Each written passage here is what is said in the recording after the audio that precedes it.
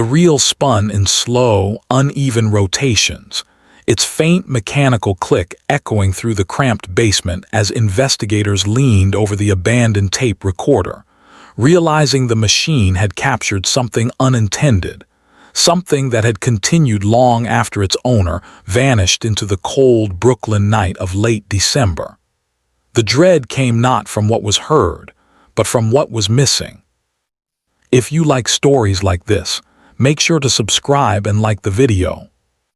The winter of 1978 in Brooklyn carried a particular kind of heaviness, the kind that accumulated not just in the snowbanks lining the narrow residential streets, but in the atmosphere of the closing year. Christmas lights blinked across brownstone windows, their colors dulled by exhaust and December haze. Holiday shoppers moved in bundled clusters along Fulton Street, and the rumble of the subway beneath the borough created an ever-present vibration, steady and indifferent. For a city preparing to transition toward the end of a turbulent decade, the season represented both celebration and fatigue. Beneath this broad backdrop unfolded the quiet disappearance of a young woman whose name would be discussed in precinct files, community bulletins, and the city's quieter memories for decades. Her name was Valerie Crane, 22 years old, a recent graduate of Pratt Institute, and known among friends for carrying a tape recorder almost everywhere she went. She used it primarily for class projects, interviews, and experimental audio pieces she hoped one day to develop into something meaningful. In late 1978, small portable recorders were increasingly common, but Valerie approached her device with a level of methodical care uncommon among casual hobbyists. It was part tool, part companion, part personal archive of the world as she experienced it. Neighbors often saw her leaving her apartment on Bergen Street with the recorder secured inside a worn canvas shoulder bag, usually heading toward the subway or toward one of the small coffee shops near campus. When Valerie failed to appear for a scheduled shift at a holiday charity event the morning after Christmas, friends initially attributed it to seasonal exhaustion. The holidays placed strains on everyone in the city, but her absence stretched into the following day and then into the next, prompting growing concern. By December 29th, a missing person report was filed at the local precinct. Investigators who reviewed the initial report noted little out of the ordinary regarding her lifestyle. No history of instability, no known conflicts, no indications of voluntary disappearance. She was a young woman with a limited but supportive circle, pursuing early career opportunities while balancing part-time work. The earliest phase of the investigation followed the predictable structure of missing persons protocol for the era. Officers canvassed her block, spoke with tenants who shared her building, and reviewed any relevant entries in her landlord's sign-in logs. The superintendent recalled seeing her return to the building shortly after dusk on December 26th, carrying what appeared to be groceries in one hand and her bag in the other. Whether she remained inside the building long remained unclear. A neighbor on the floor below reported hearing footsteps and something playing music, though the description lacked precision and could refer to any number of tenants. Her apartment showed little suggesting forced entry or struggle. Items appeared undisturbed, and holiday wrapping paper still lay neatly stacked near the living room table, ready for reuse. The tape recorder, however, was missing. This detail became more relevant as the investigation progressed, but initially seemed unremarkable. Valerie carried the device frequently, and there was no reason to assume anything unusual about its absence. The case entered a lull common in missing persons investigations of the period.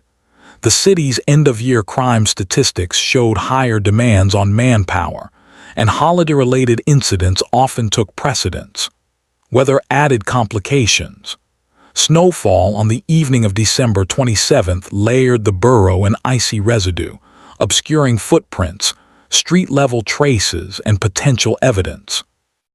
As days passed, investigators relied increasingly on witness statements, local shop receipts, and transit record patterns, but none provided substantial direction. The breakthrough came unexpectedly on January 4, 1979, when two sanitation workers collecting post-holiday refuse from an alley behind a row of small repair shops near Nevin Street discovered a canvas bag lodged behind a trash chute. Initially assuming it belonged to a discarded shipment, they opened it and found a portable tape recorder inside, its capstan wheel still partially spinning despite depleted battery output. They reported the discovery to police, who transported the device to the precinct. At this point, the investigation shifted tone. The discovery of personal property belonging to a missing person, abandoned in an alley, represented a tangible clue. Detectives examined the exterior of the recorder, finding faint residue of winter grime but no signs of deliberate damage. The tape inside contained a partial reel of recording, and after proper cataloging, officers transferred the device to the audio lab for careful playback. The most notable feature emerged immediately. The tape continued recording long after Valerie last used it, capturing hours of incidental ambient sound. Early portions of the audio matched environmental profiles typical of Brooklyn apartments: soft radiator clanks, distant traffic noise, the low hum of interior heating systems. Then, abruptly, the soundscape shifted. Investigators noted a period of muffled contact, possibly indicating the recorder had been moved inside a bag or wrapped in cloth. Subsequent segments captured faint echoes consistent with tiled flooring and intermittent mechanical reverberations, suggestive of a basement or storage area. It was this portion of the tape that drew significant attention. Although the audio lacked any explicit events that could be interpreted as violence or confrontation, the atmosphere felt constrained, heavy, and deliberate. For professionals accustomed to evaluating environmental recordings, the change in acoustics indicated movement through distinct locations. Investigators began cross-referencing business directories and property maps around the alley where the bag was found. The area housed repair shops, small warehouses, shipping depots, and one long-standing audio equipment service store. Given the presence of a tape recorder, detectives prioritized the audio equipment store first. The owner, interviewed in early January, recalled seeing Valerie once or twice earlier in the year when she needed replacement reels or minor repairs. Her most recent visit, however, dated back to autumn. The store had no record of her after Thanksgiving. The local press began reporting on the case by mid-January, particularly noting the unusual presence of the tape recorder. Headlines avoided speculation, but highlighted the community's desire for closure. Holiday season disappearances carried added emotional weight, especially among residents who connected the timing to family gatherings and end-of-year reflections. Flyers featuring Valerie's photograph appeared in subway stations, taped to lampposts, and distributed through small businesses willing to display them. The city's transition into the new year cast a reflective tone across the case, as many wondered how a young woman could vanish in a crowded borough without leaving a detectable trail. Evidence analysis continued at a deliberate pace. The recorder's exterior contained partial fingerprints, though none provided an immediate match. Battery corrosion patterns suggested the device continued running for several days after December 26th, capturing environmental noise until the power fully depleted. Audio technicians isolated various frequency segments, identifying faint sequences resembling machinery, possibly ventilation units, as well as occasional distant footsteps. By late January, investigators returned to the building on Bergen Street to conduct additional structural reviews. They focused particularly on the basement, which held several storage rooms and maintenance areas. Access logs were sparse, and tenants seldom used the lower level except for laundry or occasional storage purposes. The superintendent allowed officers to inspect the space more thoroughly, and it was during this sweep that an important detail emerged. One of the storage rooms contained a ventilation unit whose acoustic profile bore similarity to sounds captured on the tape. It was a distinctive clatter, uneven but repetitive, associated with aging mechanical belts. This discovery renewed attention on individuals with authorized access to the basement and adjacent mechanical rooms. Maintenance personnel records indicated 2 part-time employees rotated shifts during the winter months. One lived in Queens and had a clear employment history with no irregularities. The other, a man named Robert Latham, had been temporarily assigned to the building through a contracted maintenance company. His role was limited, but his presence coincided with the period of Valerie's disappearance. Investigators compiled background information on Latham, revealing a fragmented employment history with short-term assignments scattered across several boroughs. His personnel file made mention of occasional tardiness and incomplete work reports, but no documented criminal behavior. Throughout February 1979, the investigation emphasized timeline reconstruction. Detectives revisited witness statements, cross-examined building entry patterns, and reviewed additional tape segments as audio analysis technology permitted more refined examination. While the sounds remained ambiguous, they established a consistent pattern. The recorder had spent a sustained period in an enclosed mechanical environment before being relocated to the alley. This pointed toward someone with routine access to basement-level spaces. Authorities attempted to locate Latham for questioning, but employment records indicated he had left the maintenance company shortly after New Year's, claiming relocation out of state. His absence added complexity, but stopped short of suggesting guilt. New York during this period saw consistent migration among temporary laborers seeking better opportunities elsewhere. However, due diligence required tracking his movements, leading investigators to make contact with the maintenance firm and gather forwarding information.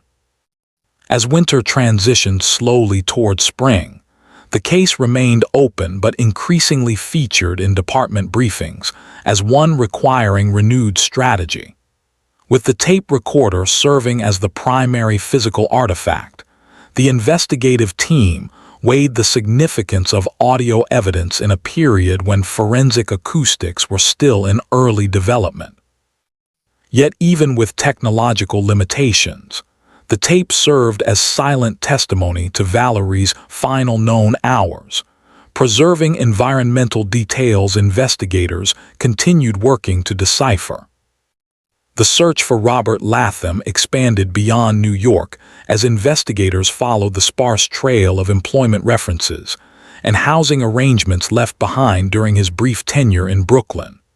By March 1979, detectives had confirmed that he had returned to Pennsylvania, where he had previously lived intermittently while working seasonal jobs. The small industrial town of Wilkes-Barre appeared to be his last known location. Contact with local authorities there revealed that Latham had taken short-term lodging at a low-cost boarding house, though he had already departed by the time New York investigators arrived. The boarding house manager provided little insight, describing him simply as quiet, punctual with rent, and largely absent during daylight hours. The lack of behavioral abnormalities meant investigators had only a thin thread connecting him to the disappearance of Valerie Crane, though the timeline remained compelling enough to warrant continued interest. The growing accumulation of small coincidences created pressure within task force meetings to clarify whether Latham represented a meaningful lead or simply an unfortunate overlap. Back in Brooklyn, parallel efforts continued focusing on building infrastructure. The mechanical room that had first drawn attention contained several features that merited additional forensic examination. Dust stratification, oil residue near the ventilation belts, and the general state of the room's floor suggested irregular occupation patterns. Maintenance logs were incomplete, but the superintendent acknowledged that certain aspects of the building's infrastructure had gone unchecked for extended periods, particularly during winter months when contractors often rotated staff or deferred tasks until after the holidays. The realization that the basement environment had the proper acoustic characteristics to match those captured on the tape recorder gave investigators additional incentive to document every structural detail. The clatter of the ventilation system, when analyzed alongside recordings from the tape, achieved a near-perfect alignment in rhythm and tonal pitch, strengthening the possibility that the recorder had been present in that basement. Even so, presence alone did not equate to conclusive proof of criminal activity. Investigators needed to determine not just how the recorder traveled from Valerie's possession to the basement, but how it ultimately reached an alley blocks away. This led to a full review of the building's waste management practices. Trash was typically collected twice a week, with chutes funneling debris into large bins stored in the basement before contractors transported it outward. The system did not rely on individual tenants discarding items directly into alley bins, meaning the bag found behind the repair shops might have traveled through several transfer points. Detectives interviewed sanitation workers, both those serving Bergen Street and those assigned to the area where the recorder ultimately surfaced. They described the chaotic nature of post-holiday disposal, complicated by increased refuse volume and repeated storm delays. Their accounts provided no direct link between the building and the discovery site, but the combination of weather, traffic, and workload made it plausible that the bag could have been moved unintentionally by multiple carriers. Meanwhile, the audio recordings underwent progressive laboratory refinement.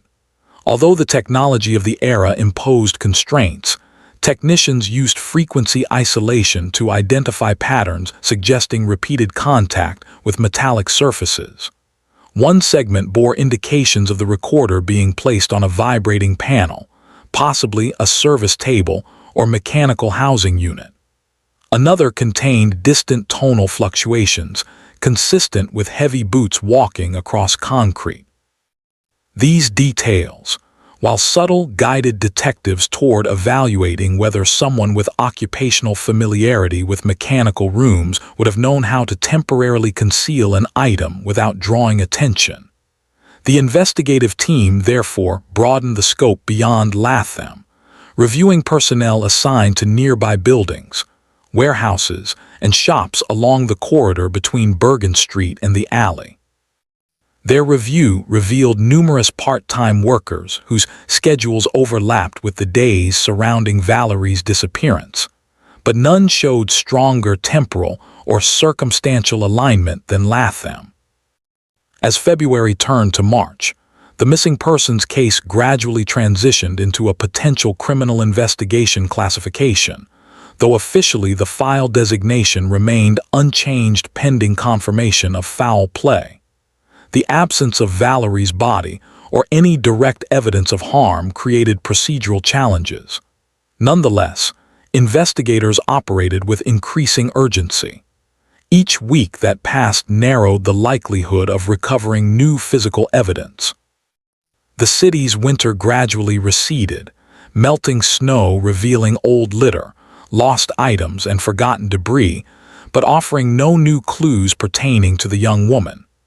Community interest, while steady, no longer dominated local headlines, overshadowed by shifting city politics and the usual churn of early-year events. By late spring, detectives received confirmation from Pennsylvania authorities that Latham had resurfaced in Scranton, working as a maintenance assistant at a warehouse facility. With coordination from local law enforcement, New York investigators traveled to conduct an interview. The meeting took place in a small administrative office situated between rows of industrial shelving. Latham presented himself as cooperative and calm. His account of December 1978 aligned generally with employment records. He had worked several shifts at the Bergen Street building, performing routine tasks such as clearing drains, inspecting heating elements, and removing old refuse from storage rooms. He maintained that he had never encountered Valerie, nor had he entered tenant-occupied spaces beyond those necessary for his assignments. When questioned about the mechanical room, he acknowledged spending time there, but denied seeing any personal belongings or audio equipment. His responses remained concise but not evasive, his demeanor without visible agitation. Despite this, investigators noted inconsistencies regarding his departure from New York. He claimed he left immediately after Christmas due to dissatisfaction with the temporary position, yet company logs indicated he had worked at least one additional shift after December 27th.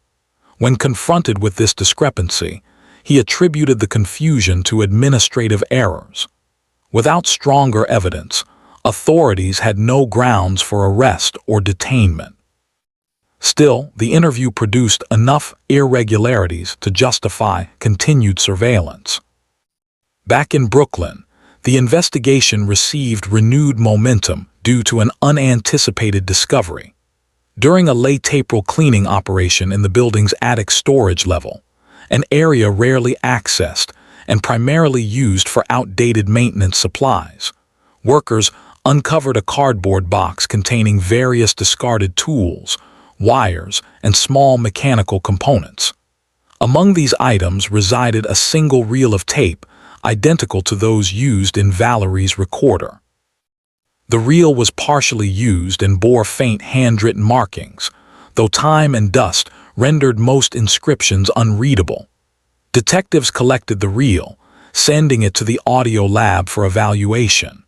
The reel did not contain personal recordings, but instead captured environmental noise consistent with basement acoustics.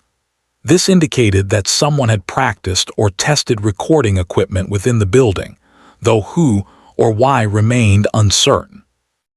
While this discovery did not directly link to Valerie, the presence of a compatible reel in a location accessible primarily to maintenance workers strengthened the possibility that someone in that role had interacted with the recorder.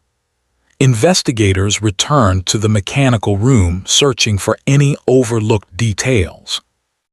Behind a heavy tool cabinet, they located scuff marks inconsistent with routine use, as well as a narrow impression in the dust layer, indicating that an object had once rested there for an extended period. The dimensions of the impression closely matched the base of a portable tape recorder. These accumulating fragments, while circumstantial, formed a coherent narrative of proximity. The recorder had likely spent significant time in the building's basement, yet the lingering question remained: what happened to Valerie herself? No evidence of departure from the building had been documented, and no witnesses reported seeing her after the late evening of December 26th. The investigative approach shifted toward reconstructing building movement patterns. Detectives analyzed elevator operation logs, stairwell usage windows inferred through dust layer disturbances, and airflow patterns from ventilation shafts. These methods, though rudimentary compared to future forensic techniques, allowed for probability mapping of how someone might move an object, or a person, through the building without attracting notice. The basement remained the most plausible location of interest. With this in mind, investigators examined every compartment, crawl space, and decommissioned shaft. Although nothing conclusive was found, they uncovered multiple indications of unauthorized access. Broken padlocks, misplaced tools, and uneven debris piles suggesting someone had moved through the area independently of scheduled maintenance.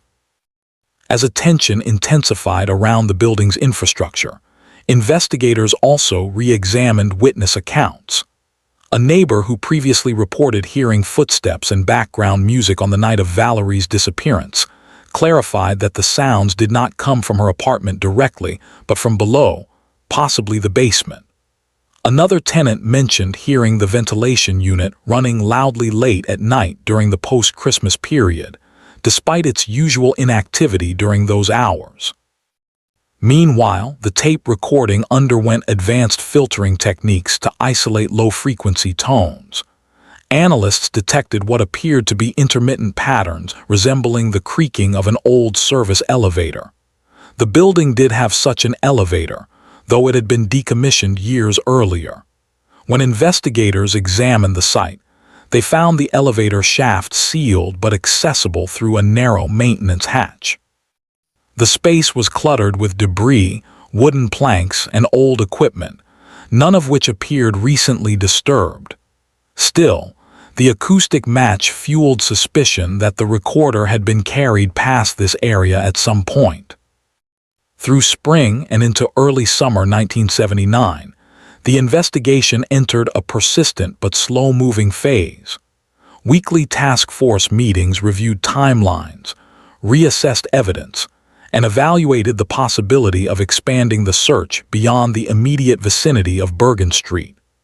Detectives studied maps of Brooklyn disposal routes, hypothesizing whether the bag containing the recorder might have passed through multiple refuse processing sites.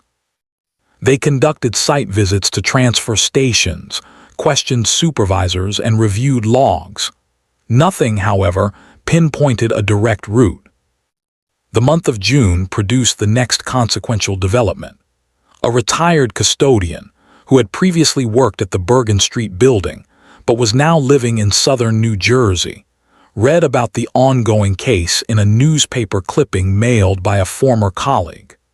Recognizing the mechanical room description, he contacted investigators, offering information about a locked utility closet adjacent to the ventilation system that had not been on official building maps.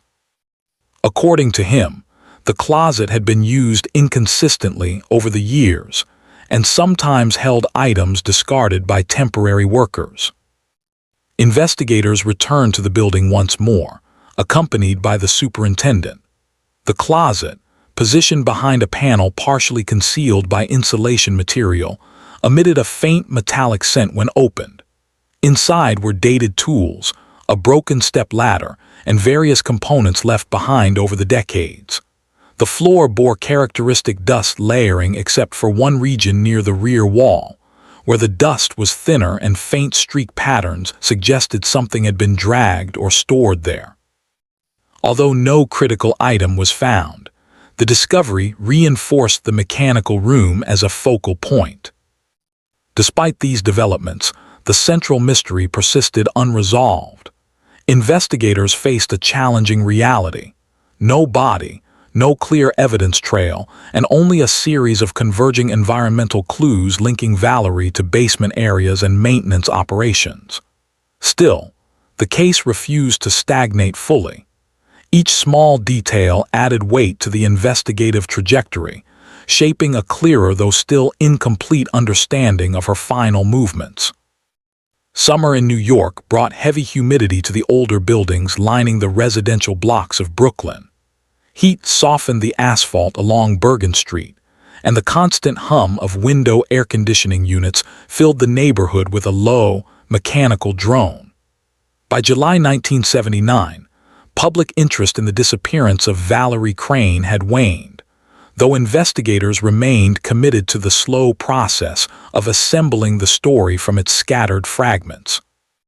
Cases without direct evidence often depended on persistence rather than sudden breakthroughs, and this case exemplified that reality. Progress came in small increments, each discovery expanding the investigative landscape while simultaneously revealing new gaps that required filling. During a routine cross-check of maintenance company employment records, A clerk in the precinct's administrative division noticed an anomaly involving Latham's reported hours during late December 1978. Although his primary assignment was the Bergen Street building, additional notes indicated he had occasionally been requested to assist at a nearby warehouse complex when staffing shortages occurred. The warehouse, located 3 blocks from the alley where the recorder had been found, stored surplus equipment for several local businesses, including older audio repair units. Investigators, recognizing the proximity and thematic relevance, contacted the warehouse manager, who confirmed that temporary maintenance workers occasionally accessed storage rooms containing outdated electronics. A site visit followed. The warehouse interior consisted of long corridors lined with metal shelving, each row stacked with aging equipment awaiting refurbishment or disposal. Dust accumulated in uneven patterns, and the ventilation system hummed faintly beneath the fluorescent lights. Investigators searched for any sign that might link Valerie or her possessions to the location. While no personal items were found, the team discovered several identical brand tape reels packaged in bulk crates. Manufacturers frequently supplied these reels throughout the city, meaning the discovery was not inherently significant. However, the presence of audio equipment in the facility raised the possibility that someone familiar with the environment could have manipulated or tested a recorder before discarding it. Despite renewed investigative interest, there remained no definitive proof connecting Latham to any wrongdoing. Still, inconsistencies in his statements persisted. Detectives revisited his employment history, revealing a pattern of short-term engagements, some ending abruptly without clear explanation. The maintenance company, when questioned further, acknowledged that previous supervisors had occasionally reported incomplete assignments under his name. None of these details constituted evidence of criminal activity, yet they created an impression of instability, prompting investigators to continue tracing his movements. Meanwhile, forensic technicians continued analyzing the environmental audio captured on the recorder. In late July, after weeks of meticulous filtering, analysts identified a sequence of low-pitched droning punctuated by intermittent metallic echoes. These patterns suggested movement through 2 distinct environments, a confined mechanical room and a larger, open industrial space. While the mechanical room acoustics aligned with the Bergen Street basement, the open space resonance resembled large warehouses or service corridors similar to those at the nearby storage facility. This hinted at the possibility that the recorder had been transported between both buildings before ending up in the alley. Simultaneously, detectives re-examined tenant statements from Valerie's building. A resident who had been traveling during the holidays returned in midsummer and contributed a previously unreported detail. Before leaving to visit family on December 26th, she had walked through the basement to dispose of trash and noticed a faint beam of light under the door of the mechanical room. She had ignored it at the time, assuming maintenance workers were present. But she recalled hearing a distinct clatter, similar to tools shifting, followed by the abrupt cessation of noise as if someone had become aware of her presence. Again, while not conclusive, her account aligned with prior evidence suggesting unauthorized basement activity around the time of Valerie's disappearance. Investigators, now equipped with expanded acoustic analysis, sought to overlay the sequence of sounds on a refined timeline. This revealed an approximate 3-hour period during which the recorder captured only mechanical noise with occasional footsteps. The length suggested intentional placement rather than accidental dropping. Moreover, the abrupt change in environmental acoustics occurring near the end of the recording indicated the recorder had been moved from the basement to a different site. Analysts hypothesized that the movement likely occurred during nighttime hours, when the building experienced reduced pedestrian activity. Throughout August, investigators rechecked building access logs, including deliveries, maintenance visits, and late-night activity reports. They discovered that on December 27th, a service call had been logged for the building's heating system, though it was unclear which employee responded. The maintenance company's scheduling sheets listed multiple workers scheduled that week, but incomplete entries left uncertainty regarding who actually fulfilled the service request. This discovery heightened scrutiny toward the company's record-keeping practices, especially concerning Latham's shifts. Detectives obtained a warrant to review the full maintenance company archives, including handwritten field notes. Among stacks of paper, buried inside a folder containing general winter operations from the previous year, they found a partially torn memo with a list of employee assignments dated December 27th. Latham's name appeared next to the Bergen Street building entry, with a handwritten checkmark beside it. Further review revealed that the heating issue referenced in the service request involved the boiler and ventilation systems, both located adjacent to the mechanical room. This marked the first piece of documentation firmly placing Latham at the building during the time frame in question. Even with this finding, investigators remained cautious. Being present at the building did not implicate wrongdoing. Yet, when considered alongside the recorder's acoustic evidence, the timeline discrepancy in his statements, and the structural features of the mechanical room, it strengthened the growing theory that Latham might have been the last person with access to the areas where Valerie or her possessions could have been moved. As September arrived, seasonal shifts carried a symbolic weight. The city prepared for fall, students returned to universities, and residents braced for colder weather. Investigators, after months of incremental progress, faced mounting pressure to achieve meaningful traction. Families of missing persons often experienced intensified sorrow as the year approached its final months, and the Crane family, though private, maintained steady communication with the police department. Their request was simple: answers, however difficult, so long as they were grounded in truth. The turning point emerged not from Brooklyn but from Pennsylvania.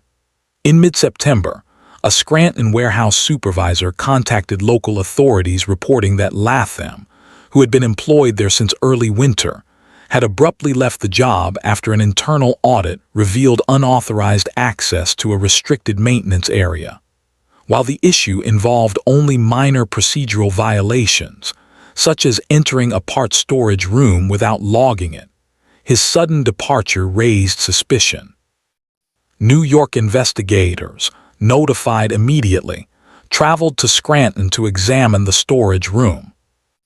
The space bore structural resemblance to the mechanical areas in the Bergen Street building: long corridors, exposed piping, stacked supplies, and a resonance that echoed footsteps in distinctive patterns.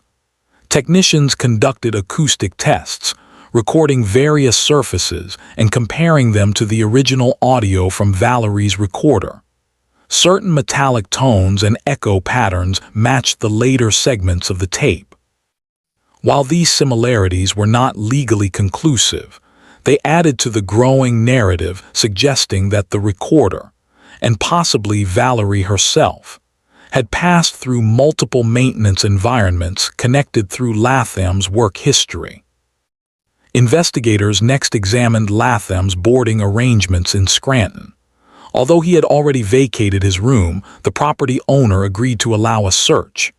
In a drawer of a small desk left behind, detectives found a handful of loose items: receipts, employment forms, and a pocket-sized notepad. Inside the notepad were quick, fragmented entries referencing vent noise, storage clearance, and late shift repairs. The dates next to these entries corresponded to the period surrounding his work in Brooklyn. None of the notes mentioned Valerie explicitly, but the references to ventilation areas and storage zones were strikingly similar to the spaces connected by the audio evidence. Despite these growing circumstantial links, investigators remained constrained by the absence of direct evidence connecting Latham to a crime. They had movement patterns, environmental correlations, schedule inconsistencies, and the unexplained transfer of the recorder. Yet, procedure required a tangible piece of evidence to establish probable cause. For weeks, the team continued building a comprehensive profile of Latham's activities, cross-referencing every known address, employment location, and transportation route he had used between December 1978 and his relocation. October brought colder nights, recalling the season in which the disappearance occurred. Investigators began reviewing long-term disposal sites once more. With assistance from the sanitation department, they mapped winter collection routes to identify any area where improperly discarded materials might have accumulated. This involved visits to older landfill sections, scanning for anomalies despite the passing of 10 months. Nothing emerged from these efforts. Still, one cluster of reports caught attention. In early January 1979, a sanitation worker noted the discovery of a heavy object partially buried in snow near a secluded retaining wall several blocks from the Bergen Street building. At the time, the item was dismissed as commercial waste and removed without documentation. Investigators visited the location, now cleared and paved over, but the tip underscored the difficulty of reconstructing events so long after their occurrence.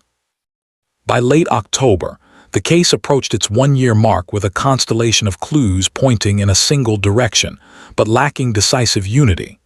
Task force meetings focused increasingly on how to assemble the evidence into a coherent investigative path. Analysts refined the audio timeline once more, this time with attention to minute background variations. One discovery proved meaningful. Near the end of the recorder's captured audio, a faint, rhythmic tapping emerged, repeating at steady intervals. After comparison with recordings from both the Bergen Street basement and the Scranton warehouse, analysts concluded the sound exactly matched the tapping of a loose chain hanging from a maintenance cart stored in the Brooklyn building during December 1978. This match, finally, connected the recorder to a specific object known to be in Latham's workspace during the relevant time frame. With this, investigators felt they were closing in, though the final crucial breakthrough still remained. The coming weeks would determine whether the fragmented evidence could be transformed into a complete picture, one that would reveal what had happened to Valerie Crane and who had been responsible. The final push in the investigation began in early November 1979, when forensic specialists completed the enhanced audio analysis that had taken nearly a year to refine. With improved isolation techniques, technicians extracted a subtle but unprecedented detail buried beneath the ambient noise near the end of the recording.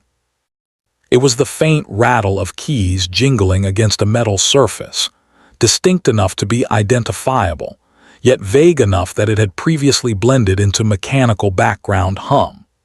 Investigators cross-referenced this sound with known keyring signatures from the Bergen Street building's maintenance staff.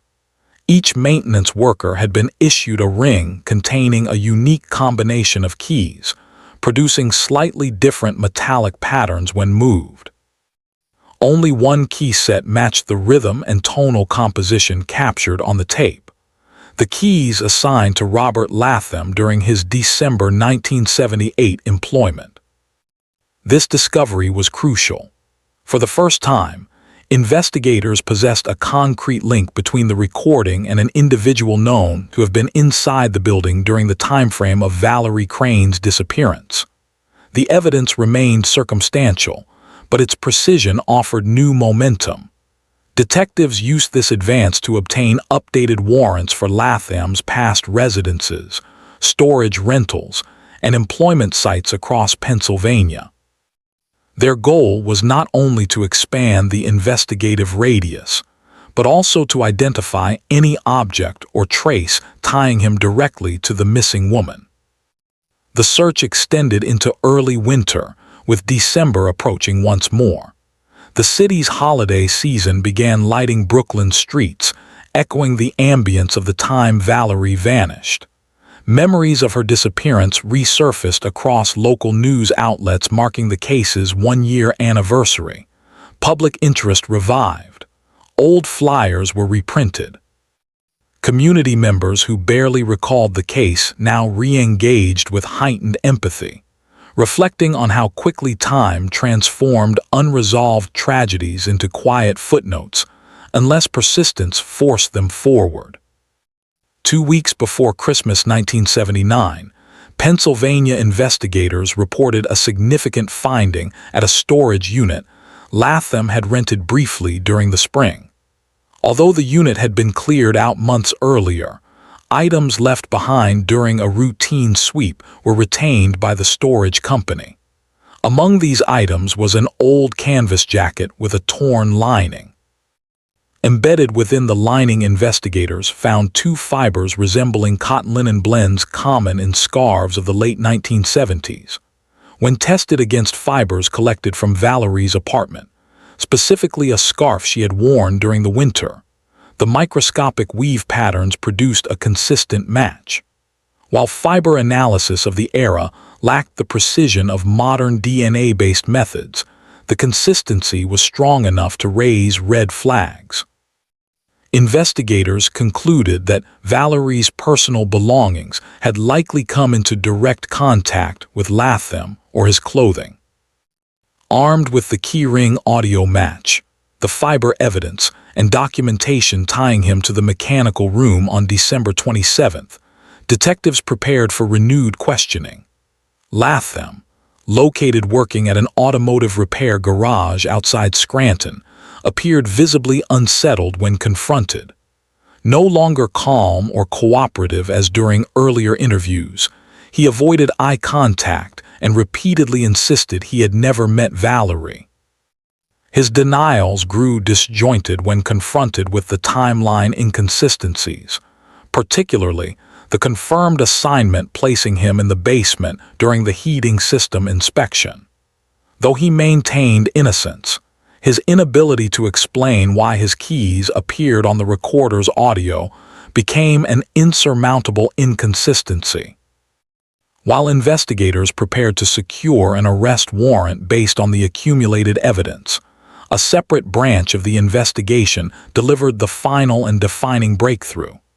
Detectives revisited the old utility closet adjacent to the Bergen Street building's ventilation system, the same closet previously identified by the retired custodian.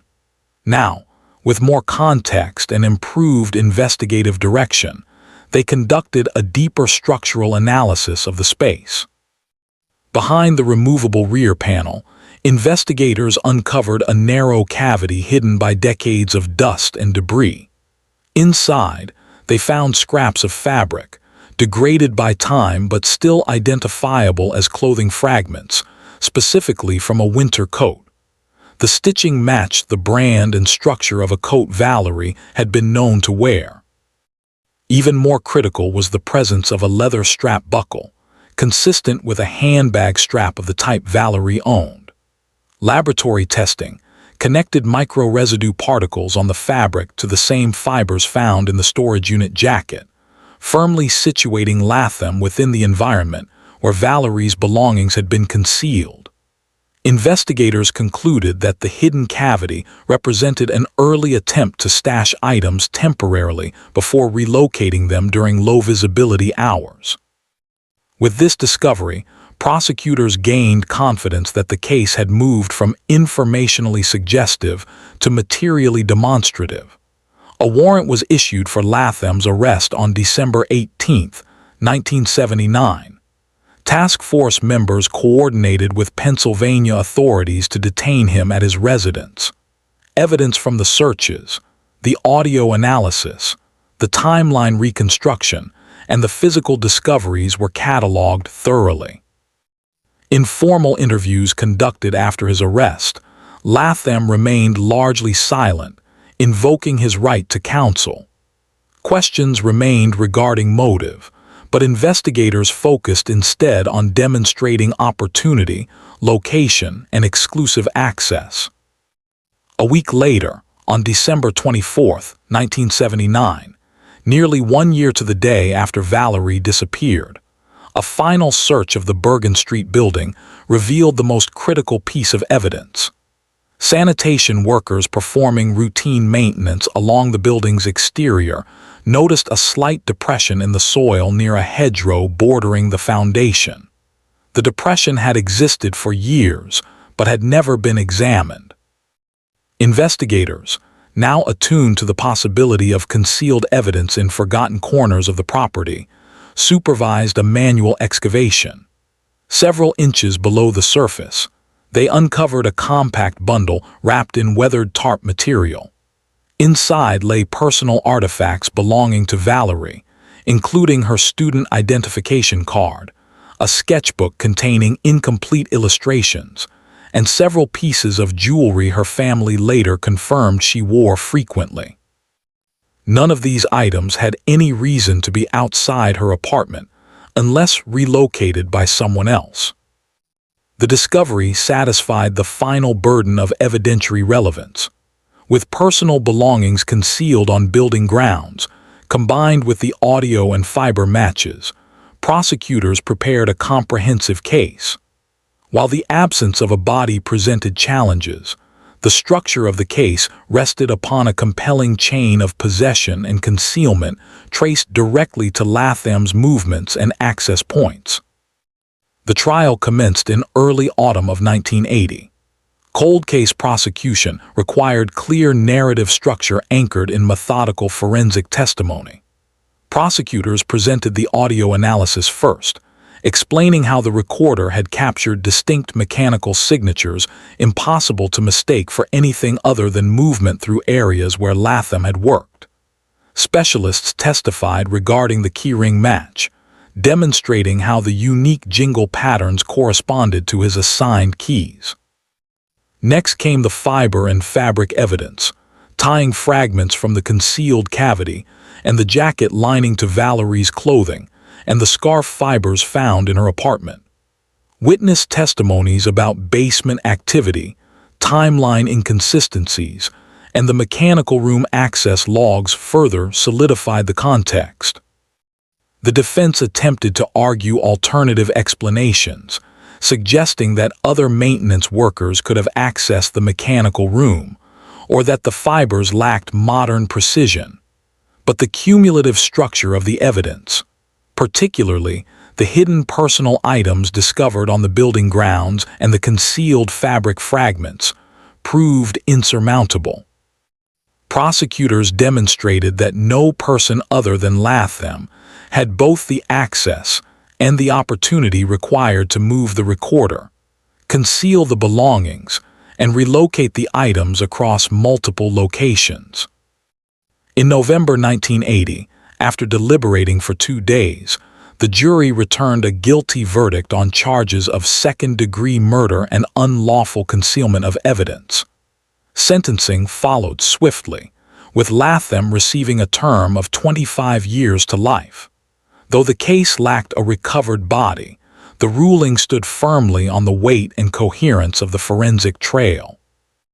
The judge emphasized in the final statement that unresolved disappearances carried particular trauma for families, and achieving legal accountability represented an essential act of civic justice. The aftermath unfolded slowly, with the Crane family choosing to grieve in private. They declined most media inquiries, opting instead for a small memorial gathering the following December. The city of New York entered another winter, its December evenings once again illuminated by festive lights. The Bergen Street building continued its routine existence, its basement and mechanical rooms eventually undergoing renovation, sealing over the spaces investigators had spent months dissecting. Parts of the structure changed. New tenants arrived and departed, Life reclaimed the ordinary rhythm that had been disrupted the previous year. Yet the case left a lasting imprint in forensic circles. The use of environmental audio evidence as a central investigative tool became a reference point for future training and case studies. The methodical reconstruction of timelines using acoustic signatures influenced later approaches in missing person investigations before the advent of modern digital forensics. For detectives who had spent countless hours navigating incomplete logs, aging infrastructure, and the slow erosion of physical evidence, the resolution offered affirmation that persistence, even when stretched across many months, could still achieve justice. In the quiet close of the case file, sealed and archived in the Brooklyn Precinct's Cold Case Division, the story existed not as a sensational headline, but as a testament to painstaking reconstruction. A young woman who vanished during the holiday season of 1978 was at last granted the dignity of an answered absence. The recorder she carried, left running beyond her final known hours, had preserved not just sounds, but the path toward truth. It remained, in its final role, the silent witness that allowed investigators to trace the steps no one else had been able to see.